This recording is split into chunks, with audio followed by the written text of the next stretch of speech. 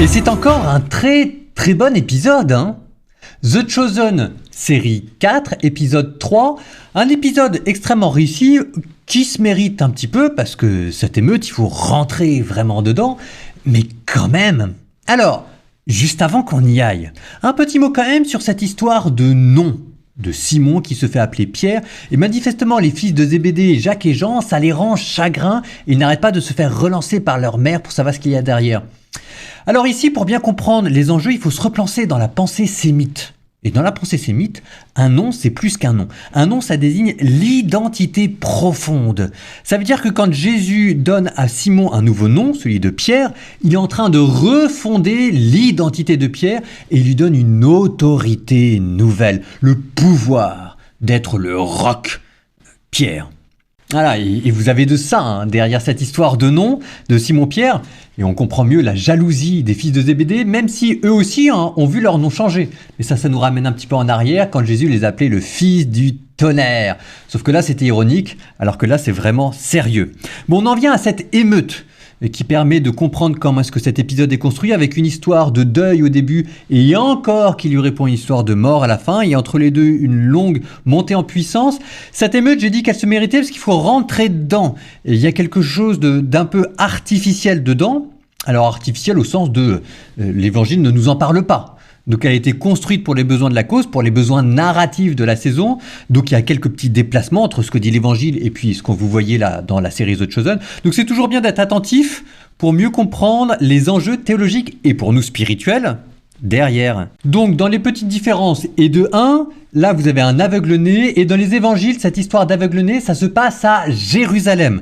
Ce qui lui donne une solennité supplémentaire. Hein, parce que les altercations avec les pharisiens de Jérusalem, j'aime beaucoup Capharnaüm, mais c'est autre chose que les pharisiens de Capharnaüm. Hein. Bon, dans les petits déplacements aussi, cet épisode-là, dans les évangiles, c'est les évangiles selon Saint Jean. Alors que là, vous voyez Matthieu qui est en train d'écrire. Alors non, c'est dans Saint Jean. Alors, parenthèse dans la parenthèse, mais quand même, comme c'est un jour du sabbat, que Jésus fait son guérison, c'est d'ailleurs tout le point. Hein. Ben normalement, Matthieu n'écrit pas. Parce que écrire pour un scribe, c'est travailler. Bon, donc là, je râle peut-être, mais il y a toujours un rapport un peu trop littéral entre Dieu d'un côté, Jésus, et puis Matthieu qui écrit, alors que là en plus c'est dans Saint Jean, et en plus c'est un jour de sabbat, et puis normalement c'était de la tradition orale, etc. etc. Enfin bon bref, je ferme la parenthèse, c'est pas très grave. Et 3, Quintus, qui à la fin tue un manifestant, une manifestante. Alors, je comprends que pour les besoins de la cause et du scénario, il y avait besoin de faire chuter Quintus, que moi personnellement j'aimais beaucoup, donc je vais le regretter, mais ok, mais vous sentez bien que un homme de cette stature-là, un Romain, c'est pas lui qui va se retrouver au milieu d'une foule avec un glaive en train de tuer quelqu'un qui a pas mis garde. Ça marche pas. Bon, ça c'est les petits déplacements, ça permet de mieux comprendre. Maintenant, revenons dans les grands enjeux. Alors, dans les choses intéressantes au niveau spirituel, au niveau théologique, parce que vraiment ça vous fait mieux comprendre qui était Jésus. Et qui est très bien rendu dans la série The Chosen là. C'est que de la part de Jésus, on n'est pas loin de la provocation gratuite envers les pharisiens. Parce que, bon, des récits de guérison, dans les évangiles, il y en a plein. Jésus était considéré comme un des grands thaumaturges de son temps. Donc les gens venaient le voir tous les jours de la semaine, et puis Jésus guérissait tous les jours de la semaine. Mais ça, c'est quand les gens venaient le voir.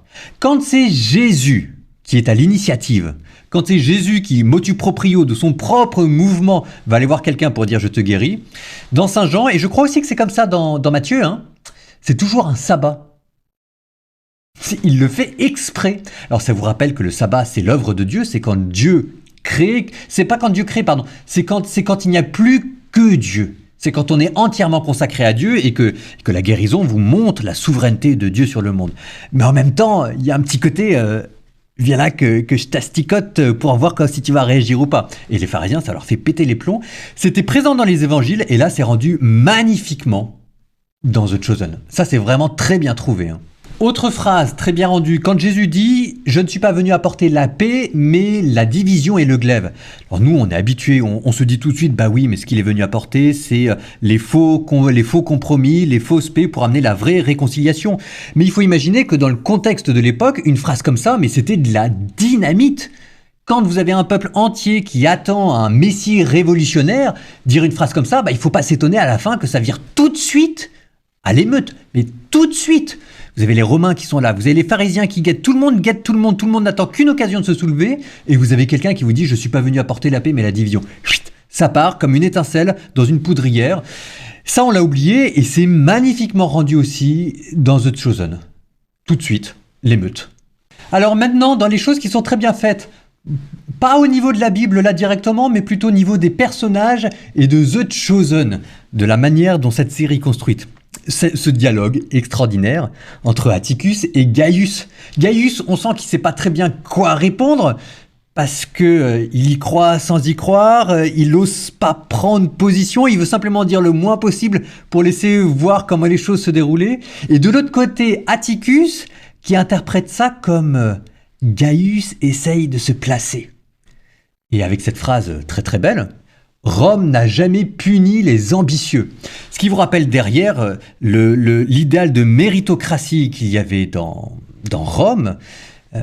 Et puis aussi peut-être le fait qu'on ne peut pas s'empêcher d'interpréter ce qu'on voit en face de nous en fonction de ce qu'on est. Peut-être que c'est parce que Atticus est ambitieux qu'il imagine que Gaius est ambitieux.